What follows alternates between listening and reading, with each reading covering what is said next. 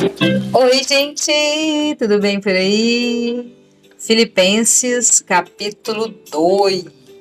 Ontem foi muito legal, nós falamos sobre Paulo estar preso e ele falou que para ele o viver é Cristo e o morrer é ganho, né? Versículo 21, morrer é lucro. Por que que ele falou isso? Porque ele tem certeza da missão dele, do que ele tem que fazer, do que ele precisa fazer. Quando a gente sabe da nossa missão, o morrer realmente é lucro e o viver é Cristo. Ele vive para Cristo, tanto aqui quanto lá e acolá. E a vida dele é bem leve, porque ele sabe o que ele está fazendo, é para glorificar a Deus. E hoje nós vamos falar sobre a humildade e a grandeza de Cristo, lembrando que essa carta é a carta Filipenses, é a carta da alegria. Ele está preso, mas mesmo assim ele está transmitindo toda a felicidade, todo o contentamento, toda a certeza de que o Senhor trabalha também nos momentos difíceis da nossa vida. Mesmo quando você se sente preso, frustrado, com algum problema na sua vida, saiba que o Senhor está trabalhando. Está trabalhando. E às vezes até mais do que quando você não está fazendo nada, não está passando por nenhum aperto. Lembre-se disso, isso é motivador. Isso tem que te deixar mais feliz e você tem que pensar que vai ser melhor depois que passar tudo isso. Vai ser melhor. Melhores dias virão, melhores coisas virão. Por estarem unidos com Cristo, vocês são fortes e o amor dele os anima. E vocês participam do Espírito de Deus e também são bondosos e misericordiosos uns com os outros. Olha que legal isso. Por estarem unidos com Cristo, nós somos fortes, o amor dele nos anima. E nós participamos do Espírito de Deus e também são bondosos e misericordiosos uns com os outros. É isso que difere a pessoa que serve da que não serve.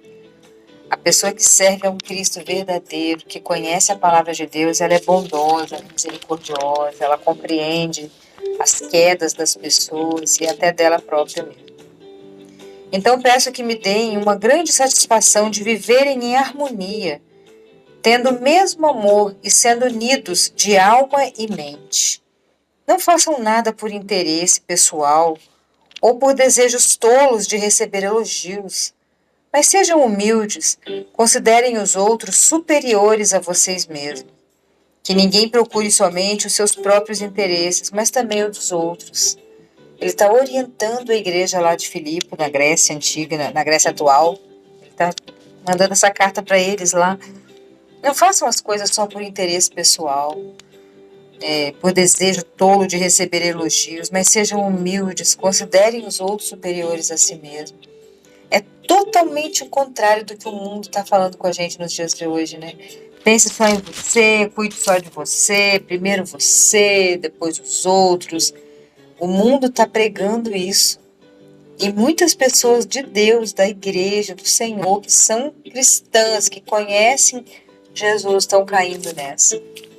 Estão dando prioridade para eles mesmos e abandonando o amor, literalmente, né? O amor verdadeiro do próximo. Mas a palavra de Deus está falando que a gente tem que ser compassivo, misericordioso, bondoso com as pessoas. Porque tudo isso é energia e tudo isso volta para a gente. Quanto mais bondoso você for com as pessoas, mais bondade você vai receber. Tenha entre vocês o mesmo modo de pensar que Cristo Jesus tinha. Então, seja seguidor de Cristo, ao invés de ser seguidor de artistas da Globo, do SBT, sei lá, da televisão. Graças a Deus não assisto mais, mas pare de ficar dando biscoito para essas pessoas que não podem te dar nada, que são tão interessadas em elogios, como está falando aqui. Pare de perder seu tempo com dando sua energia, sua vitalidade, seu dinheiro para essas pessoas que só estão com interesses próprios. Elas só fazem as coisas por interesse próprio. Seja seguidor de Cristo, porque tudo ele já te deu. Ele fez o oposto do mundo. Ele primeiro deu para depois pedir. E o que ele quer de você? O seu amor, o seu carinho, a sua atenção, a sua amizade. É isso que ele quer de você. Ele quer que você o aceite. É só isso, mais nada. Ele deu tudo e pede muito pouco em troca. As pessoas do mundo, os artistas famosos, esses youtubers famosos, as pessoas que estão na mídia, elas entregam pouco e pedem muito. porque o seu tempo vale muito, mesmo que você não valorize. Tem entre vocês o mesmo modo que Jesus teve. Ele tinha a natureza de Deus, mas ele não tentou ficar igual a Deus. Pelo contrário, ele abriu mão de tudo o que era seu e tomou a natureza de servo. Ele tornou-se assim igual aos seres humanos. Gente, olha que coisa mais linda. Jesus não precisava do fim. Ele tinha total liberdade para falar: não vou não. Destrói essa raça aí e faz outra. O que impediria Deus de fazer um outro ser humano muito mais evoluído do que nós, muito melhor do que nós? Nada. Mas ele amou. E o amor é um amor incondicional. O amor de Deus por nós é incondicional, é insubstituível, é inseparável, é tudo isso. Ele nos ama tanto que ele podia ter nos destruído, mas não. E Jesus veio, se fez de servo, ele veio te servir, ele veio morrer por você. Olha que coisa mais grandiosa. Ele decidiu que ele ia sair do céu, lá do trono da graça. A gente fala céu porque é uma linguagem que a gente compreende, mas é de um lugar muito maravilhoso, muito melhor do que aqui. É um lugar que habita toda a sabedoria, todo o amor, todo o poder. Ele largou aquilo para vir para cá, colocar a nossa roupa, colocar a nossa carne, colocar esse corpo de carbono aqui e morrer por nós. Sentir o que a gente sente. Ele veio literalmente calçar os nossos chinelos para sentir o que a gente sente. Ele sabe o que a gente sente. Todos os problemas que a gente tem, Jesus já passou. Ele sabe, ele te compreende. E ele largou isso tudo por amor. E veio ser servo, veio servir a gente.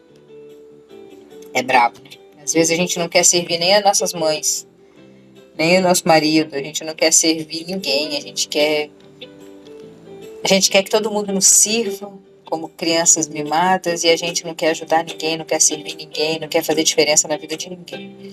Que hoje você mude, que essa carta aqui de Paulo, esse capítulo dessa carta, venha transformar a sua vida e você queira. Eu quero mudar, eu não quero mais ser essa pessoa egoísta que o mundo está pregando para eu ser. Pense só em você, primeiro você, a farinha é pouco, o meu pirão é primeiro, e que se lasque os outros, eu quero é tudo só para mim, só para minha família, só para o meu. Jesus não foi assim. Ele largou a eternidade para vir aqui. E nós temos que seguir o mesmo modo de pensar de Cristo, como está escrito aqui, ó. Tenha entre vocês o mesmo modo de pensar de Cristo. Pelo contrário, ele abriu mão de tudo que era e se tornou a natureza de servo. Tornou-se assim igual aos seres humanos e viveu a vida comum de um ser humano normal. Ele foi humilde e obedeceu a Deus até a morte, e uma morte de cruz. Uma morte pesada, uma morte em que ele ficou pelado, rasgado, destruído, sendo humilhado ao extremo por causa de você. Se só existisse você no mundo, Jesus viria. Sabia disso? Se só existisse você, Jesus viria e morreria pelado naquela cruz, passando vergonha, passando humilhado, cuspido, furado, caluniado, todas as formas ele viria. Ele viria porque ele te ama e o amor dele é incondicional, não depende de você. O amor dele não depende de você, o amor dele só depende dele mesmo. E ele te ama. E ele está te chamando, ele te quer. Siga os exemplos dele. Por isso Deus deu a Jesus a mais alta honra e pôs nele o nome que é o mais importante de todos os nomes. Aleluias. Por que é tão difícil falar o nome de Jesus? Observem. É mais fácil você falar Deus te abençoe do que você falar Jesus te abençoe. Quando você fala Deus, as pessoas ficam acomodadas, ficam tranquilas, porque quem não é cristão pensa Deus é Deus, meu Deus. Cada um tem o seu Deus. Agora, quando você fala Jesus, você faz o inferno estremecer. O inferno fica revoltado quando você usa o nome de Jesus. Faz o teste. Na hora de orar, na hora de falar com alguma coisa, use o nome de Jesus, que você vai ver que é diferente, é pesado, as pessoas meio que se ofendem, quem não é cristão. Eles não gostam de ouvir o nome de Jesus. E aqui é a prova disso. Ó. Por isso ele colocou Ele pôs nele o nome que é o mais importante de todos os nomes. No nome de Jesus tem poder. O nome de Jesus tem poder. Tem poder de transformar a vida das pessoas e tem poder de incomodar o inferno. As pessoas colocam nas redes sociais: Deus abençoe, Deus fez isso, Deus fez aquilo, mas não colocam Jesus. Porque quando coloca o nome de Jesus, o inferno estremece, o inferno ataca. Você tem que estar muito preparado, você tem que estar muito em paz com você mesmo, muito amigo de Jesus para você poder usar o nome dele. Porque o inferno se levanta. Para que, em homenagem ao nome de Jesus, todas as criaturas do céu, na terra, no mundo dos mortos, caiam de joelhos. As pessoas no mundo dos mortos que já morreram, através do nome de Jesus, vão cair de joelhos, para você ver o tamanho do poder desse nome. E declarem abertamente que Jesus Cristo é o Senhor, para a glória de Deus, o Pai. Quando você fala que Jesus Cristo é o Senhor, você faz o inferno estremecer. As doenças não podem ficar quando você proclama o nome de Jesus. A morte não pode ficar quando você proclama o nome de Jesus. A discórdia, a desunião, a tristeza, a depressão, a loucura, nada tem mais poder do que o nome de Jesus. Faça um teste, você vai ver como que o nome de Jesus é poderoso. Nós estamos lendo e vendo aqui em Filipenses, pode olhar na sua Bíblia, seja ela qual for, vai estar escrito lá, que o nome de Jesus é o nome mais importante de todos. E que todo mundo, do céu, da terra, no mundo dos mortos, vão cair de joelhos e declarar abertamente que Jesus Cristo é o Senhor. E aquele que fala que Jesus Cristo é o Senhor tem a vida eterna, que é tão difícil. Para gente que é cristão é fácil falar de Jesus, mas para as pessoas que não conhecem é tão difícil, parece brega, parece feio, parece nojento, parece idiota, parece tudo quanto é troço. Porque o adversário das nossas almas, as forças malignas, a energia do mal, ela tenta evitar que você use esse nome, porque esse nome tem poder. Portanto, meus queridos amigos, vocês que me obedeceram sempre quando eu estava aí, devem me obedecer muito mais agora que eu estou ausente. Continue trabalhando com respeito e temor a Deus para completar a salvação de vocês, pois Deus está sempre agindo em vocês para que obedeçam à vontade dele, tanto no pensamento como nas ações. Deus está te ajudando a obedecê-lo. É isso que a gente está lendo. Deus está te ajudando a obedecer ele, tanto no pensamento quanto nas ações. Façam tudo sem queixas e nem discussões, para que vocês não tenham nenhuma falha, nenhuma mancha. Sejam filhos de Deus, vivendo sem nenhuma culpa no meio das pessoas más, que não querem saber de Deus. No meio delas, vocês devem brilhar como as estrelas do céu, entregando a elas a mensagem da vida. Se agirem assim, eu terei motivo de sentir orgulho de vocês no dia de Cristo, pois isso mostrará que todo o meu esforço e todo o meu trabalho não foram inúteis. Que coisa mais linda, está todo grifado na minha Bíblia. Isso dá para mostrar para vocês. Olha lá. Acho que não dá para mostrar. Está todo grifado na minha Bíblia esse capítulo, porque essa parte do capítulo, né? Porque façam as coisas sem reclamar, sem murmurar, sem ficar pesando os outros. Entregue a mensagem da vida e no meio das pessoas más. Isso aqui é o mais legal de tudo. Assim, em meio às pessoas más, no meio das pessoas que não conhecem Jesus, você tem que brilhar. A sua luz tem que brilhar como uma estrela do céu. Olha que coisa. A sua luz tem que brilhar como a estrela do céu. E você vai entregar a mensagem de Cristo para as pessoas sem falar nada. Porque a sua luz, a luz de Cristo que está em você, vai refletir nessas pessoas. Essas pessoas vão perceber que você é diferente, que você tem um amor, um sentimento, uma energia diferente, que você não está interessada no que elas podem te oferecer, você só está interessada em amar. Essa é a sua diferença. Essa é a diferença das pessoas que servem a Cristo e das pessoas que não servem a Jesus. As pessoas que não servem a Jesus, que servem a outros deuses, outras entidades, outras sei lá o quê, Elas têm interesses próprios, elas não têm esse amor puro, genuíno, um amor só de doação, porque Cristo é assim. E nós somos seguidores de Cristo. Nós seguimos a Cristo, nós somos fãs dele, a gente fica sempre com ele. Se ele fosse uma rede social, nós seríamos os primeiros a curtir ele ali. E não essas pessoas no mundo que só querem o seu like para ganhar dinheiro.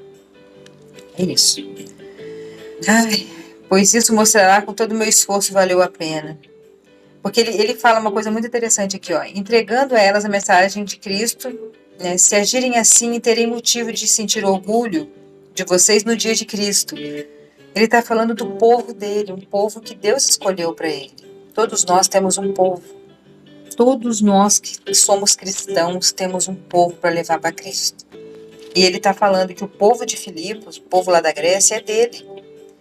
E se eles fizerem tudo isso aqui, não ficar se queixando, não fazer as coisas por orgulho, por ganância, no meio das pessoas más, dar um bom exemplo, dar um bom testemunho, ser uma pessoa que brilha, não ofuscada chata, cheia de regras, cheia de coisa. Uma pessoa leve, tranquila, como Jesus seria. Jesus adorava ficar no meio do povo que não era dos fariseus. Jesus era muito massa. Ele gostava de ficar lá no meio dos cobradores de impostos, das prostitutas. Por quê? Porque a luz dele brilhava no coração dessas pessoas. Ele fazia diferença. Ali ele era útil. Nós temos também que ser assim. E todos nós temos um povo. Ele está falando aqui, no dia de Cristo eu vou ter orgulho de vocês. E todo o meu esforço, do meu trabalho, não vai ser inútil. Isso que eu faço aqui é para buscar o meu povo. É para buscar o meu povo. Eu não sei quem são. Eu não sei quem são. Pode ser minha família? Pode. A minha família já está aqui comigo, me vendo todo dia, me ouvindo todo dia. Todas as áreas da vida eles me ouvem. Mas e você que está aí fora, que não conhece ninguém? Talvez você seja o meu povo.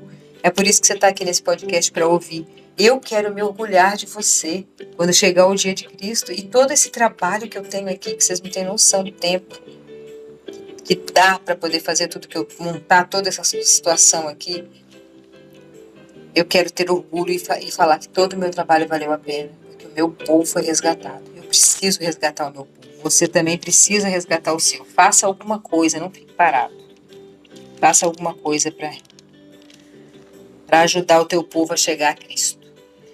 Talvez o meu sangue, isso é, a minha vida, seja apresentado como uma oferta junto com o sacrifício que vocês, por meio da sua fé, oferecem a Deus.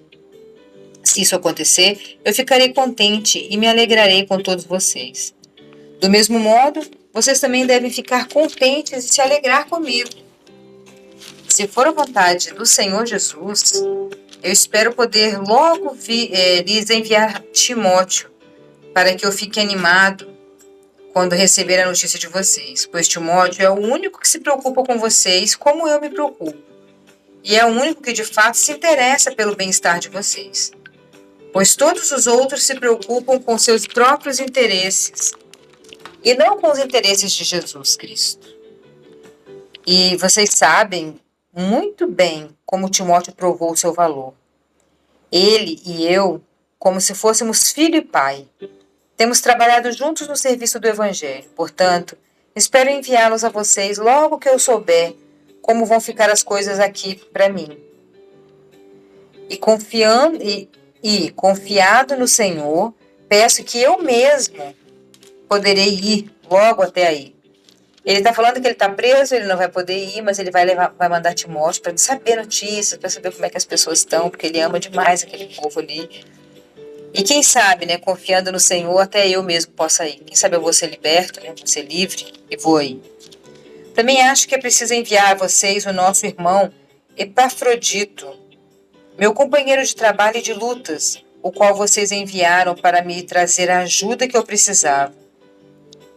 Ele tem tido muita saudade de todos vocês e tem andado muito preocupado por vocês terem sabido que ele estava doente. De fato, ele esteve doente. Quase que ele morreu. Mas Deus teve pena dele, e não somente dele, mas também de mim. E assim evitou que eu tivesse uma tristeza ainda maior. Que lindo, né? Ele está falando que Deus teve pena dele também, porque se o amigo dele morresse, ele ia ficar muito triste, ele ia sofrer muito. Então, Deus teve misericórdia do amigo e também dele. E assim que a gente tem que agir com as pessoas. A gente tem que orar pela cura das pessoas, implorar pela cura das pessoas, de todo mundo que estiver doente, pensando também em nós. Eu quero que a pessoa seja curada e também quero me livrar de sentir a dor, né? Essa dor da morte, por exemplo. E é por isso também, né? E não só por nós, mas pela pessoa também. É por isso que eu vou mandá-lo de volta a vocês, o mais depressa possível, para que vocês sintam a alegria de vê-lo novamente e para que eu não fique preocupado. Portanto, recebam Epafrodito com toda alegria, como se recebe um irmão no Senhor. Respeitem pessoas como ele. Olha que legal. Respeitem pessoas como ele, que amam vocês. Respeita quem ama vocês, gente. Precisa respeitar quem ama você. Pois ele arriscou a sua vida e quase morreu por causa do trabalho de Cristo. Ele fez isso para dar a ajuda que vocês não podiam dar pessoalmente. Ele fez isso, eu não sei a história de Epafrodito, mas ele fez alguma coisa para conseguir dinheiro para ajudar Paulo, porque as pessoas estavam longe e ele estava ali perto. Então, quando vocês não podiam me ajudar, ele arriscou a própria vida para me ajudar. Então, vocês valorizem as pessoas que te amam. E assim terminamos o capítulo 2. Legal. Beijão no seu coração e até amanhã.